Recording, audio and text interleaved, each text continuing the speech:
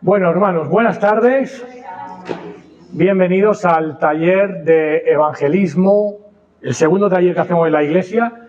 Este taller se llama Las 4 columnas del mensaje del evangelio. Ese es el nombre del taller, ¿vale? Las 4 columnas del mensaje del evangelio. Yo agradezco a todos los que habéis hecho un esfuerzo para venir hoy.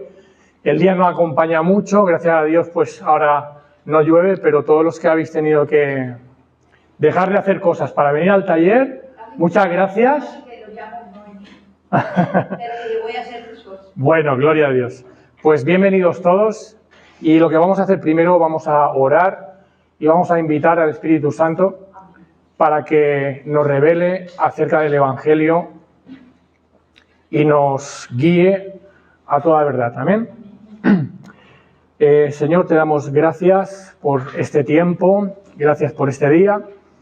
Gracias, Señor, por este taller de las 4 columnas.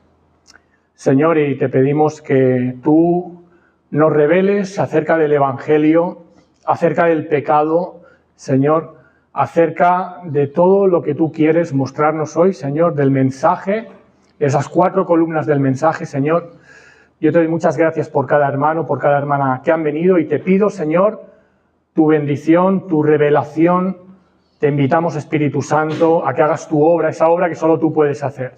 Te damos gracias por todo lo pedimos en el nombre de Jesús. Amén. Amén. Hermanos, ¿os acordáis del libro, verdad? Bueno, tenéis el libro, ¿no? El libro Negociando con la mina, ¿verdad? ¿Os acordáis de la mina? Lo que era la mina. ¿Qué es la mina? Alguien que me lo diga, venga. ¿Qué era la mina? El Evangelio. El mensaje del Evangelio, ¿verdad? Es la mina. El mensaje del Evangelio. El Evangelio, dice la palabra de Dios en Romanos 1:16, que el Evangelio, el mensaje del Evangelio, es poder de Dios para salvación a todo aquel que cree. Entonces, el mensaje del Evangelio es un mensaje que ese mensaje en sí mismo tiene poder para salvar un alma, rescatar un alma del infierno, ¿vale? Con lo cual tenemos que entender cuál es el mensaje. ¿Cuál es el mensaje? El mensaje del Evangelio tiene 4 columnas, tiene 4 partes esenciales, el mensaje del Evangelio. Primera columna.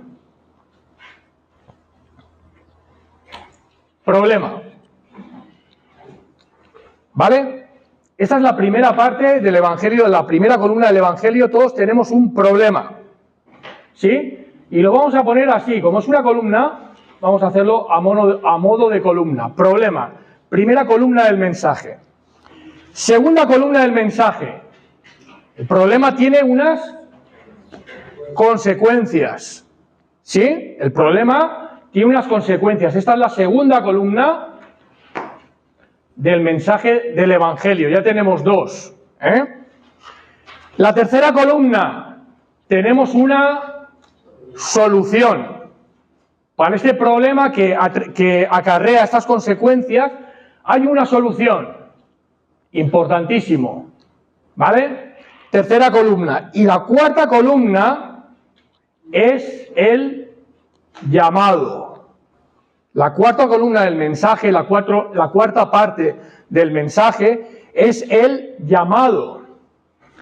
Y así tenemos ya las 4 columnas del mensaje del Evangelio. Imaginaos esta silla, ¿vale? Tiene 4 patas, ¿verdad que tiene 4 patas esta silla? Si yo le quito una pata a esta silla y le digo a Rommel que se sienta, ¿qué va a pasar? Te vas a caer, porque no estás asentado en 4 pilares, en 4 patas. Pues eso pasa lo mismo con el mensaje del Evangelio. El mensaje del Evangelio, para que sea poder de Dios para salvación, necesita las 4 columnas. Es como un edificio que está sostenido en cada una de sus esquinas por 4 columnas. Si tú le quitas una columna, se va a venir abajo el edificio, ¿verdad? Entonces el mensaje del Evangelio necesita estas 4 columnas, ¿sí? Las vamos a poner así.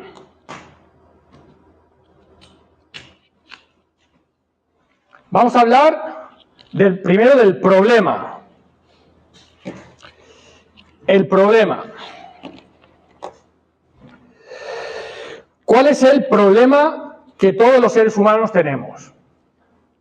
El principal problema que tenemos, ¿cuál es? El pecado. No es una falta de propósito, no es una falta de identidad, no es un vacío en nuestro corazón, no es un problema de enfermedad, no son problemas financieros. El mayor problema que tenemos es el pecado. Ese es el mayor problema que tenemos. Con lo cual, tenemos que hablar del problema. ¿Y cómo vamos a hablar del problema? ¿Cómo vamos a hablarle del problema a una persona? Vamos a usar lo que Dios nos ha dado, que es su santa ley. La ley moral de Dios. ¿Sabéis cuál es la ley moral de Dios? Los 10 mandamientos. ¿Nos acordamos de los 10 mandamientos? No tendrás dioses ajenos delante de mí. No adorarás ídolos, ¿verdad? No tomarás el nombre de Jehová, tu Dios, en vano. Santifica el día de reposo. Honra a tu padre y a tu madre. No matarás. No cometerás adulterio. No robarás. No mentirás. No codiciarás. ¿Sí? Esos son los 10 mandamientos, que es la ley moral de Dios. ¿Y cómo opera? La ley moral de Dios, cuando nosotros hablamos de la ley moral de Dios, ¿cómo opera en el corazón de una persona? Que alguien, voy a daros una tarjeta, tenéis unos versículos aquí, veis que pone 1 y en la parte de atrás pone 2, ¿vale? Leeréis primero que pone 1 y cuando yo diga la cita, por favor, leedla, ¿vale? Aquí tienes, aquí tienes, aquí tienes y aquí tienes. Gracias, Delia. Romanos 3:20, ¿quién lo tiene? En el número 1. Romanos 3:20. Lee Romanos 3:20, ¿qué dice? Romanos 3:20. Ya que por las obras de la ley ningún ser humano será justificado delante de él, porque por medio de la ley es el conocimiento del pecado. Por medio de la ley es el conocimiento del pecado. Importantísimo esto. ¿Cómo opera la ley en el corazón de una persona? Imaginaos, esto es un espejo, ¿no? Yo me miro en el espejo y veo pues todas mis imperfecciones, mis virtudes también, que son pocas, pero mis imperfecciones, si tengo canas, si estoy bien peinado, si me he puesto gomina, si tengo un grano aquí, si me he afeitado, muestra mis imperfecciones, ¿verdad? Con lo cual, con el espejo, yo lo que puedo hacer es rectificar, me puedo peinar, me puedo afeitar, ¿verdad? Con el espejo, pues la ley es el espejo del alma. Es el espejo del alma que muestra nuestro pecado. ¿Sí? Entonces, la ley opera así. Es muy importante que nosotros hablemos del problema porque el poder de Dios opera en esta primera columna por medio de la ley. Es importante que alguien lea Juan 16:8. ¿Quién lo tiene? Yo. Cuando Él venga, convencerá al mundo de pecado, de justicia, de juicio. Muy bien. Cuando Él venga, se está refiriendo al Espíritu Santo, convencerá al mundo de pecado, del problema, ¿verdad? De justicia, porque hemos transgredido la ley de Dios, y de juicio, porque tiene unas consecuencias que ahora después lo vamos a ver, ¿vale? Vamos a ver el problema en el que estamos metidos, todos los seres humanos. Getru, si quieres salir, un momentito, por favor, y me echas una mano, te pones aquí, y Getru me va a echar una mano. Tenemos un problema todos. Ponte aquí, ahí donde eso es, para que se vea la pizarra, ¿sabes? Eso es, sí. Si quieres te puedes poner, mira, te pones aquí, así, mirándome a mí, mírame a mí, eso es. No se ve. Bueno, tírate un poquito más para acá, ¿puedes? Así. Lo puedes girar un poquito. Vale, todos tenemos un problema, que todos somos... Vamos a poner la ley así, ¿vale? Todos somos pecadores, ¿verdad? Romanos 3:23, ¿quién lo tiene? Romanos 3:23. Vale, por cuanto todos pecaron y están destituidos de la gloria de Dios, dice Romanos 3:23, ¿verdad? Todos hemos pecado, todos somos pecadores. Nuestro libro de pecado está manchado de pecado, ¿vale?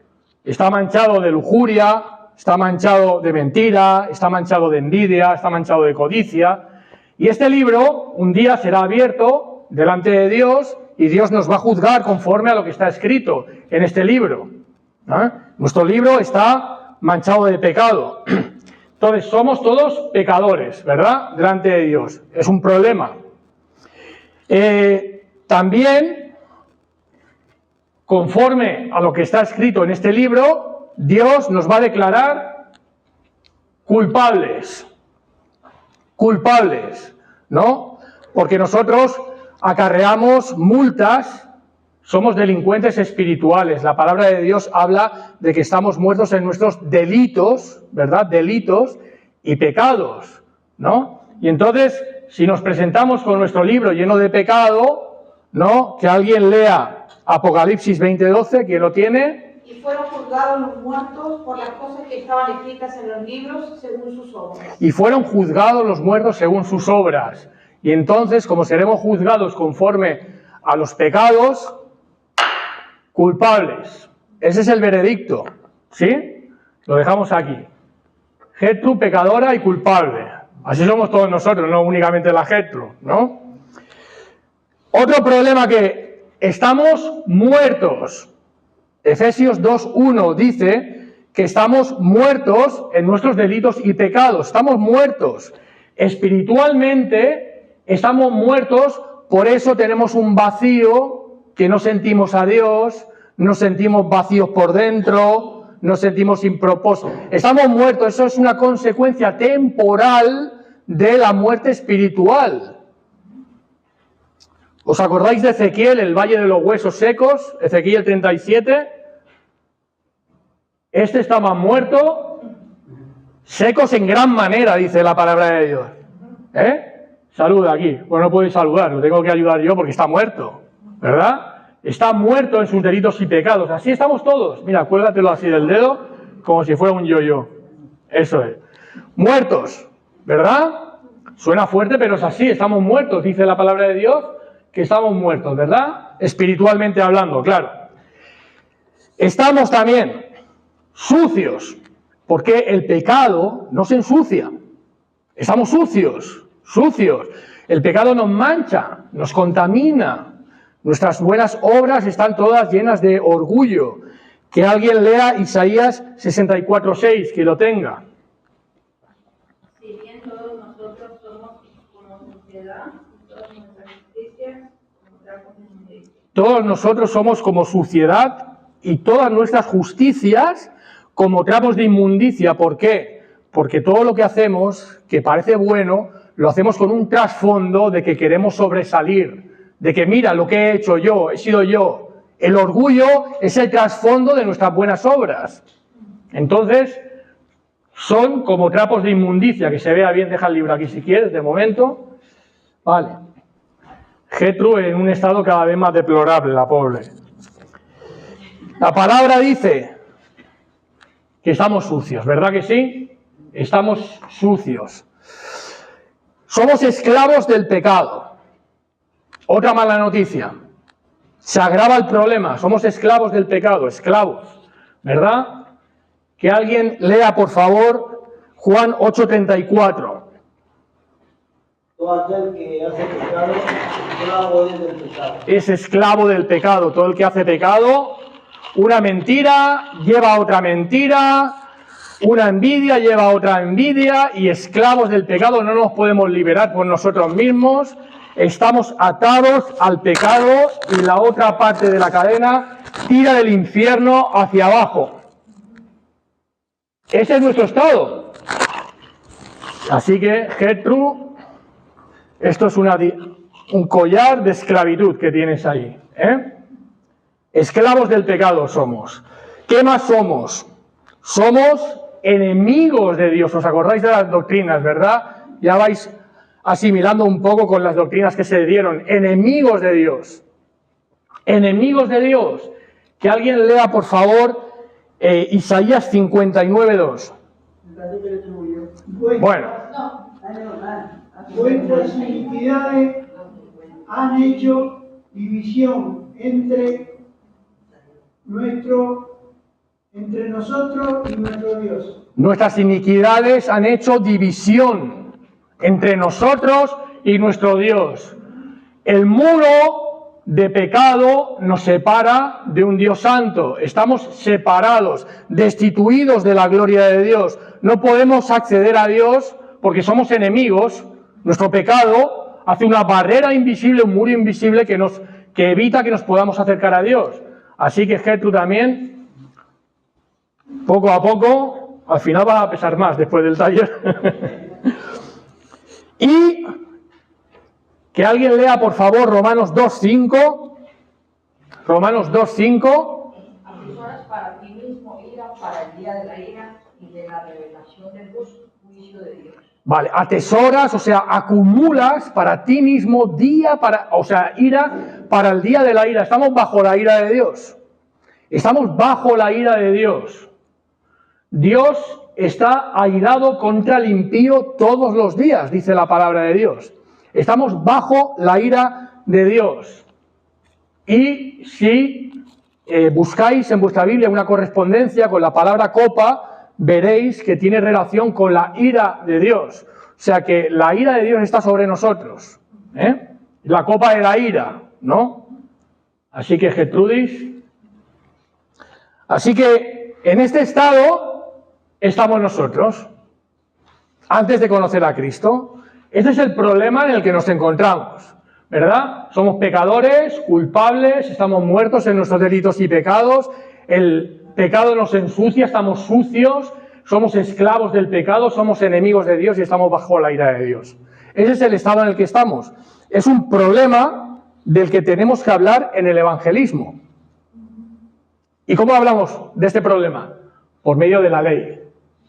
Por medio de la ley, nosotros podemos mostrar a la persona que está como está, ¿verdad? Usando los 10 mandamientos.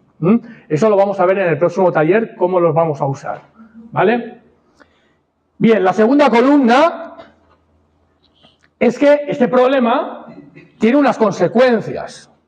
Es la segunda columna, ¿verdad? Consecuencias. Ponemos aquí el imán de consecuencias. Y claro, el pecado tiene consecuencias temporales, bueno, adicciones, falta de propósito, vacío, culpa. Esos son consecuencias temporales, pero hay unas consecuencias que son eternas, que son todavía más graves. Son todavía más graves y en el evangelismo vamos a hablar de esas consecuencias que son eternas. ¿Por qué? Porque Hebreos 9:27, ¿quién lo tiene? Hebreos 9:27. Está establecido para los hombres que mueran una sola vez y después de esto el juicio. Está establecido para los hombres que mueran, la muerte, todos vamos a morir, que mueran una sola vez, ¿verdad? Y después de esto, el juicio. Todos vamos a tener que enfrentar un juicio, muerte y juicio.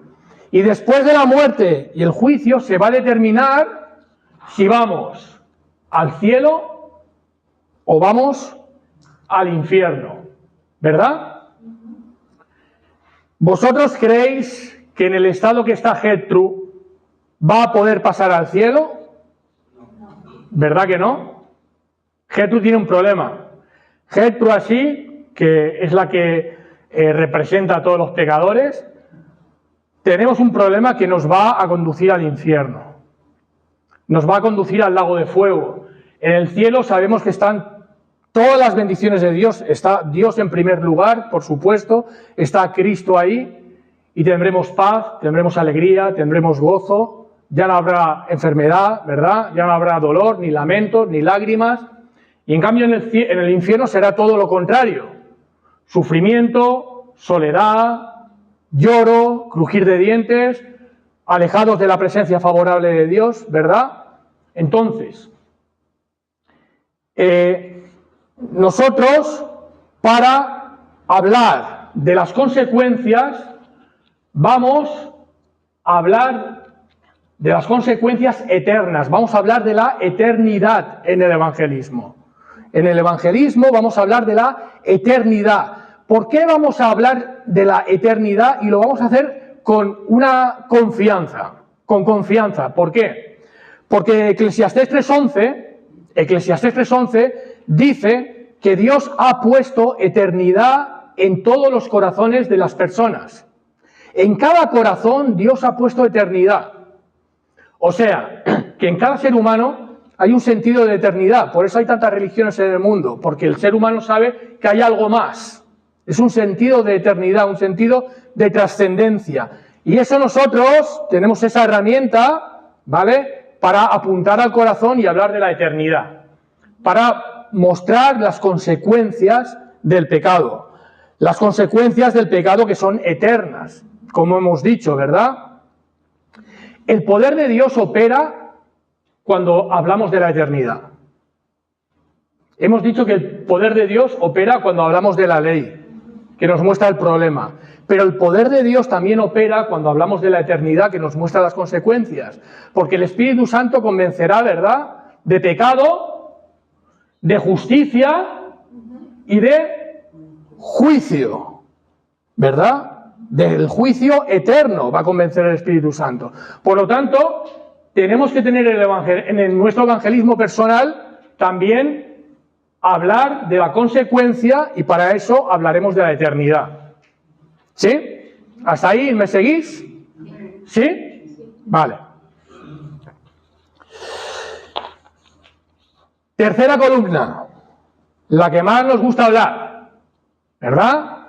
La solución, ¿verdad? La solución. Gloria a Dios por la solución. ¿Cuál es la solución? La solución es lo que nuestro Señor hizo por nosotros en la cruz. Es la cruz de Cristo. Todo lo que logró el Señor por nosotros en la cruz es lo que nos da la solución a este lamentable estado en el que estamos. ¿Verdad? Yo voy a pedir al hermano Juan que salga un momentito, si eres tan amable. ¿Quieres salir? ¿Un momentito? Sí, ven, pues. No, ven acá. No, el otro día, hiciste el otro día de Espíritu Santo, ahora vas a ser la segunda persona de la Trinidad, y solo te faltará hacer de Dios Padre. Ya tendremos la Trinidad completa. Mi hermano Juan, nuestro hermano Juan, es Cristo. Simboliza a Cristo. El otro día el Espíritu Santo y Cristo. Por eso te digo que el próximo día ya será el Padre. Es Cristo. ¿Qué ha hecho Cristo? Cristo, ¿qué ha hecho por nosotros en la cruz? Isaías 53:5. ¿Quién lo puede leer? Mas él herido fue por nuestras rebeliones, molido por nuestros pecados.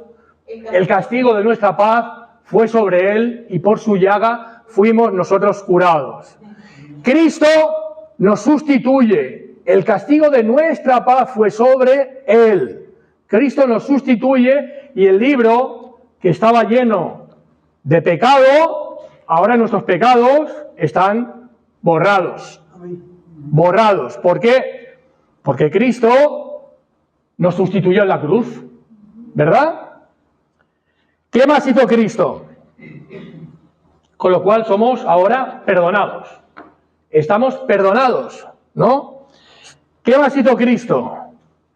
Romanos 5:1. Justificados, pues, por la fe, tenemos paz para con Dios por medio de nuestro Señor Jesucristo.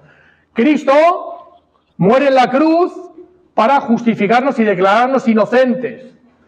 Inocentes, ¿verdad? Con lo cual, ahora el veredicto ya no es culpable, inocente. Cristo, gracias por declararme inocente. ¿Se ve la pizarra? ¿Alcanzamos a ver la pizarra? ¿Más o menos? ¿Sí? Vale. Bueno, si estábamos muertos, Cristo muere en la cruz para que nosotros tengamos vida y vida en abundancia. Y ahora estamos vivos, ¿verdad?, para con Dios. O sea que Cristo sufre la muerte por nosotros, ¿verdad? Sufre la muerte. Dame tu dedo, hermano. Y te voy a poner aquí un yo-yo. Sufre la muerte por nosotros el Señor, ¿vale? Para que nosotros vivamos, vivos para Dios. Y Él murió para que nosotros vivamos, ¿verdad?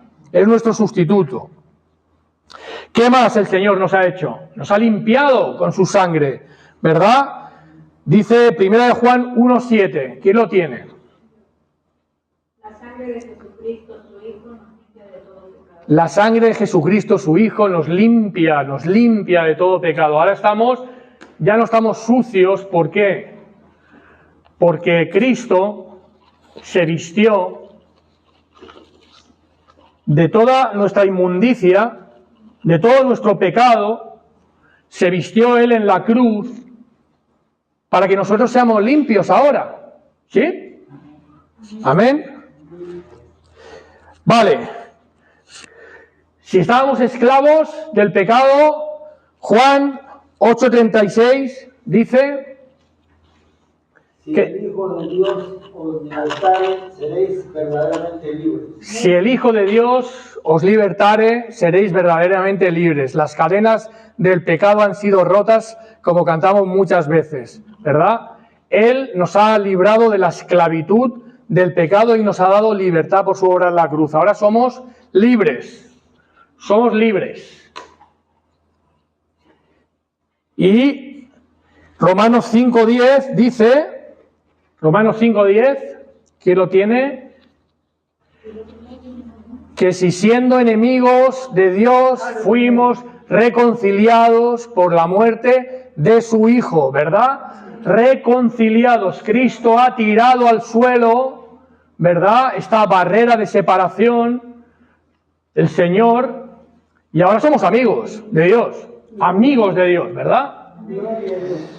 Bueno, estábamos bajo la ira de Dios. El Señor, para hacernos amados, para que ya no estemos bajo ira, para que seamos amados, ¿qué hizo Cristo?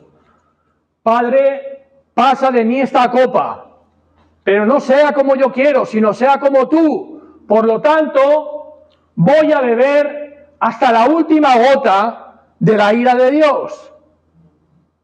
La apuró hasta las heces el Señor. Por nosotros bebió toda la copa, sufrió toda la furia del Dios Santo.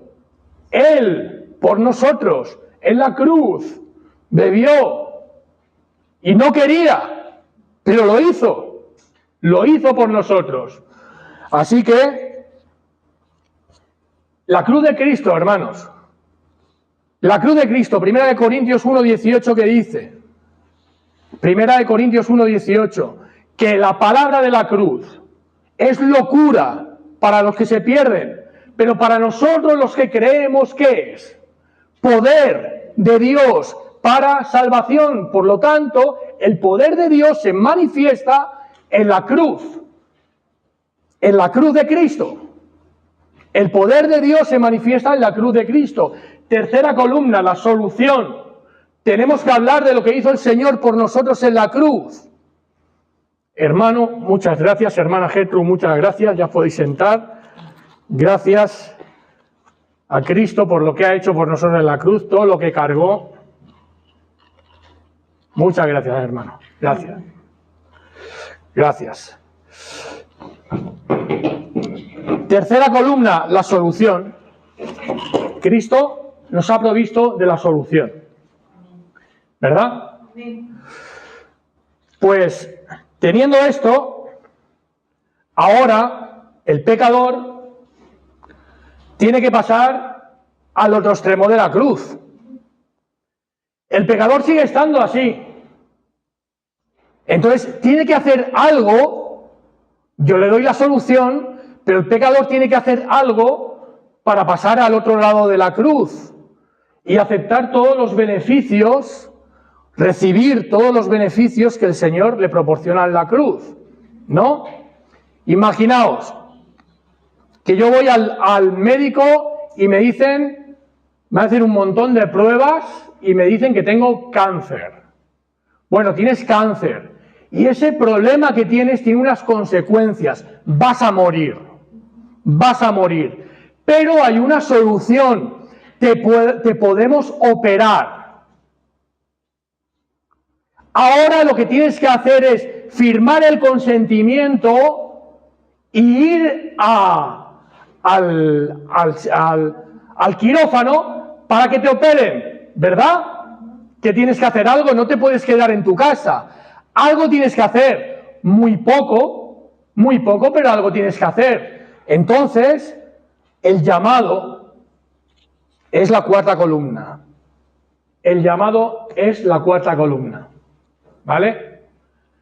Nosotros hacemos un llamado porque, aunque Cristo nos dio la solución, el pecador sigue cargado por su pecado. ¿Y qué tiene que hacer para pasar al otro lado? No es ir a la iglesia.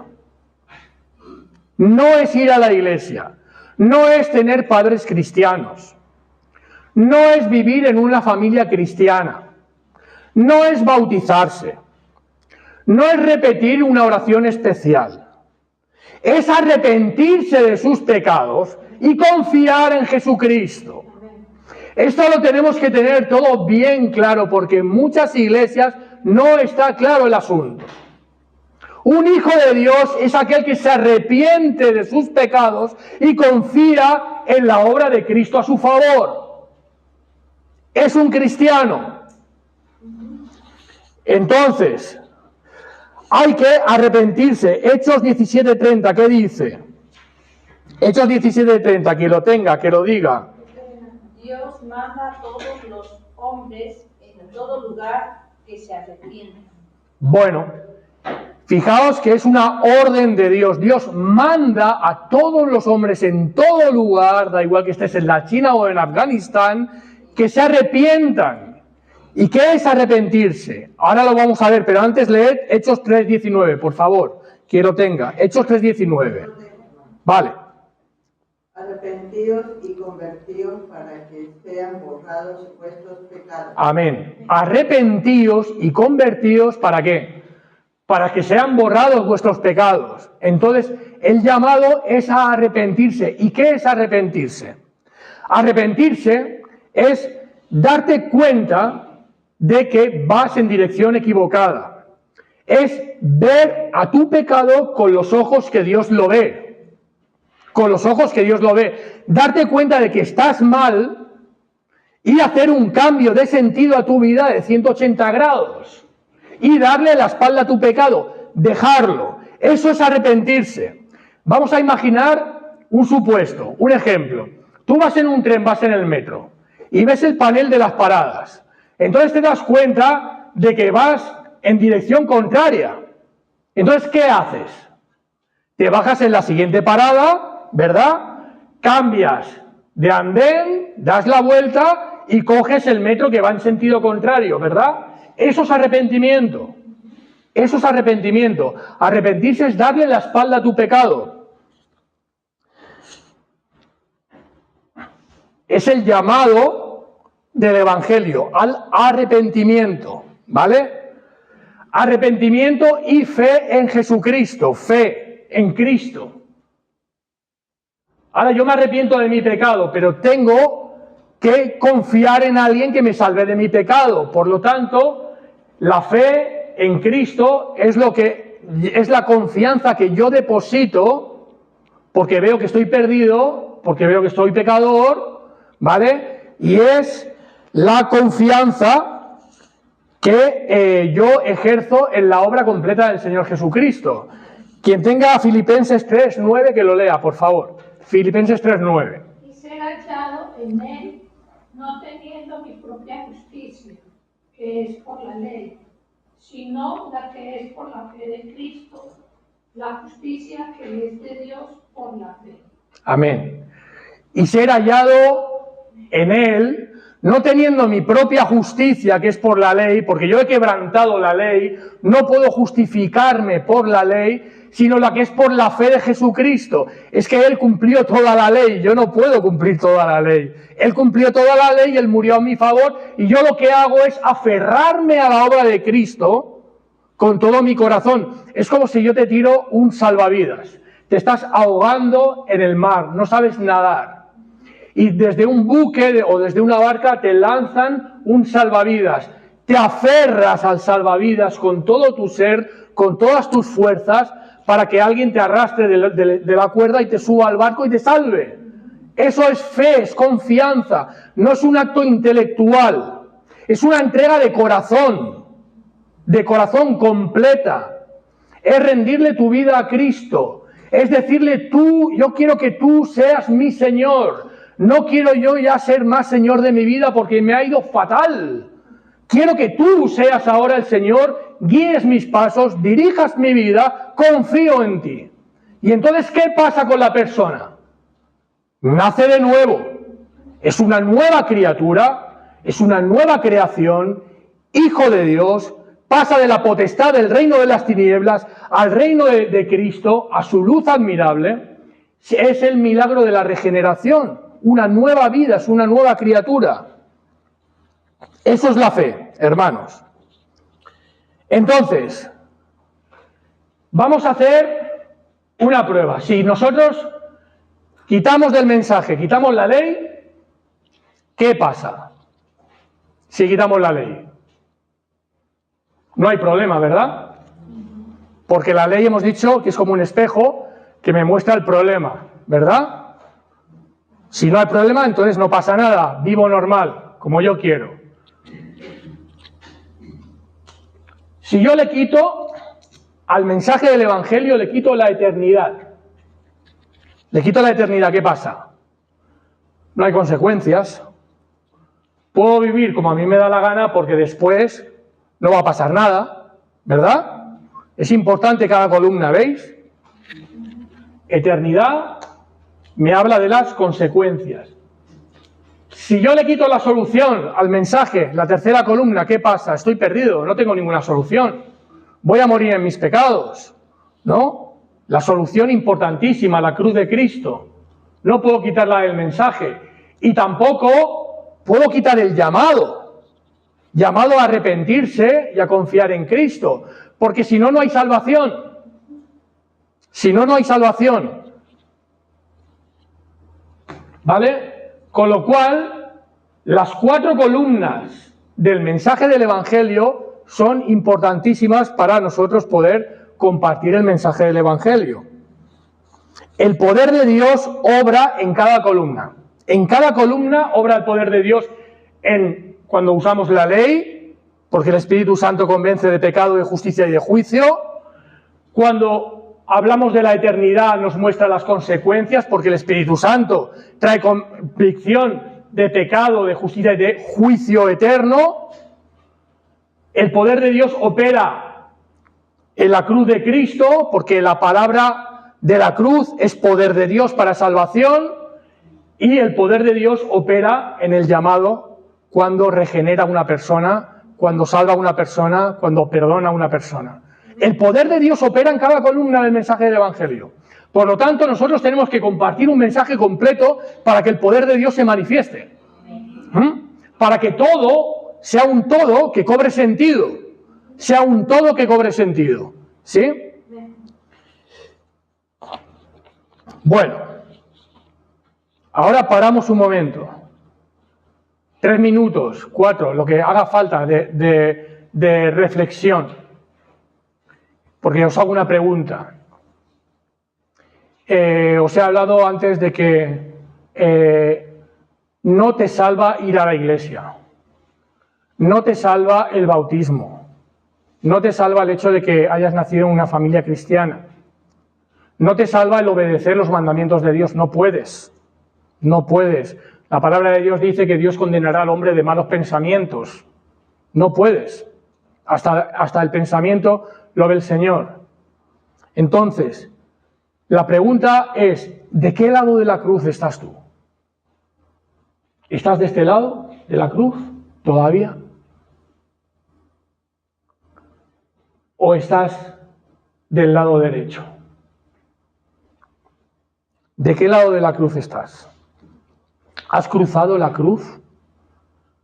¿Te has arrepentido de tus pecados? ¿Has confiado plenamente en lo que ha hecho Jesús por ti en la cruz? Si no has cruzado la cruz, si te encuentras todavía así, es momento, siempre, la palabra de Dios dice que hoy es día de salvación. Hoy es día de salvación. Entonces, deja tu pecado a los pies de la cruz de Cristo para caminar en vida nueva, para ser perdonado, para ser una nueva criatura, para ser un hijo de Dios. Ese es el llamado del Evangelio, a dejar el pecado y a confiar en lo que Jesús hizo por nosotros a nuestro favor. Así que nunca es tarde. Si la dicha es buena, ¿no? Dices el refrán, ¿qué dicha tenemos en Cristo? ¿Qué dicha buena tenemos en Cristo? ¿Verdad que sí?